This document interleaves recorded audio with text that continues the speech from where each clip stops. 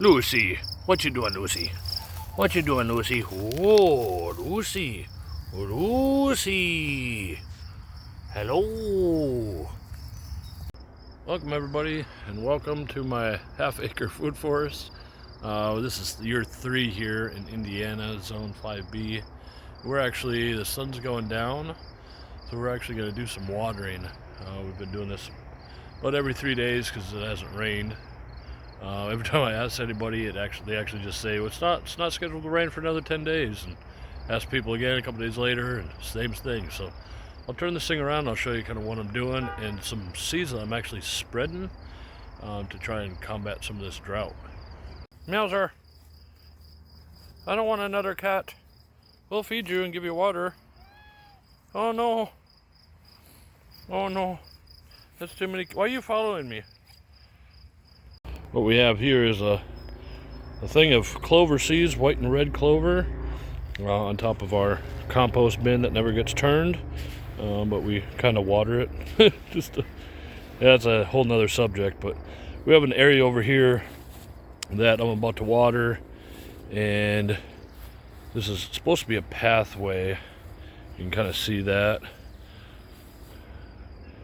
And then this is a brush pile that we're going to end up finding a place for, but we had a tree over here that had snapped. Big limbs had snapped off, so I'd cut that into firewood. And then we had a big brush pile. We had a couple of big brush piles. So, but what we're trying to do here is it's a good time to kind of throw some seeds around. Not going to be too specific about it. I'll use probably half of that container and try and fill in this area with some clover seeds. And as we go along here, I'll kind of give you an example of how much I've been watering. I really hate to water in a food forest, but we have so many things that are new, because not everything is a 6-foot tall sugar maple. Some of it is, can be an aronia berry that doesn't need watering, but then we have just planted heartnut trees and sea berries and all sorts of things. So we try not to let it get too dry, so we kind of mosey around and get some water on all this. See if I can do this one-handed. Whoop. It's either try to do this one-handed, whoa, with the camera on. Yeah, I did it. Or have it on and then try to pick up my camera from my pocket. Just show you, I'm just gonna water it in. I don't know if there's probably a scientific measurement that you could use, but once I kind of see the ground getting moist, I kind of look at different spots where it's spraying, and I use that that timing on an open stretch like this so I can see for everything else. So if you think of just an area like this, it's taken care of quite a lot, because that stream is pretty broad. And I think it just gives it just a little bit. And of course on the pots, try to angle it up so it's not beating up the fresh soil too much. We'll pause the water here because I want to show you kind of what we end up having to do. We water these beds every morning, just a light misting. So with these, here's a safety note. I always try to keep these things. Anyways, so try to stay alive here. I probably put that there, so it's okay. But so watering for some of these areas. This is a newly sheet mulched area, so this will hold a lot more water and be fine.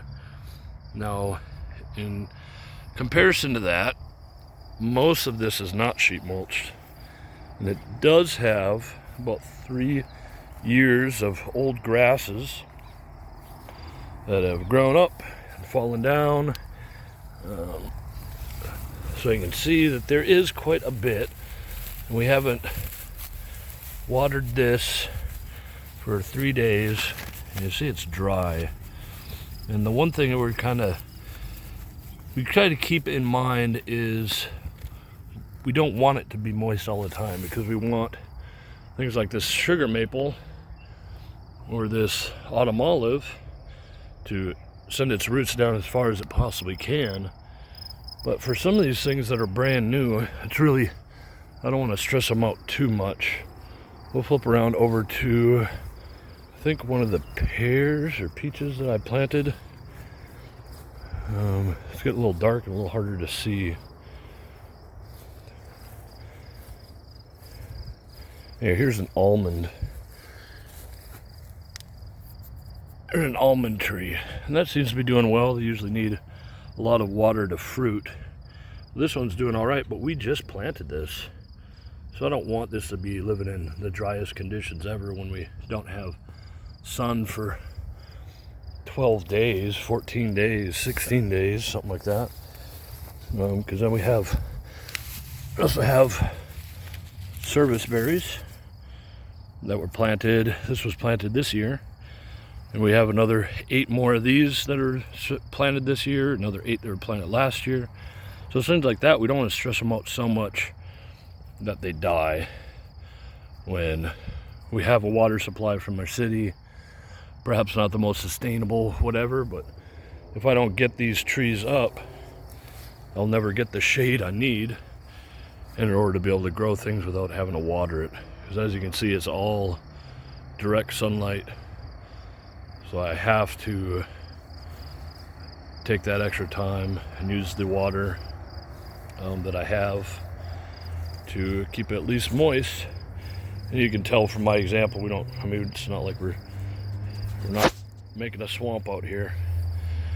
But you know, if I wanted to improve on it, I would actually have those rain barrels hooked up, and I would be getting rainwater, and I'd have them, up toward the, higher height, and I'd be able to pump it out, things like that. That would make it more sustainable. But this is just what we're doing this year, and in the years to come, it'll become less and less. But as long as everything is happy,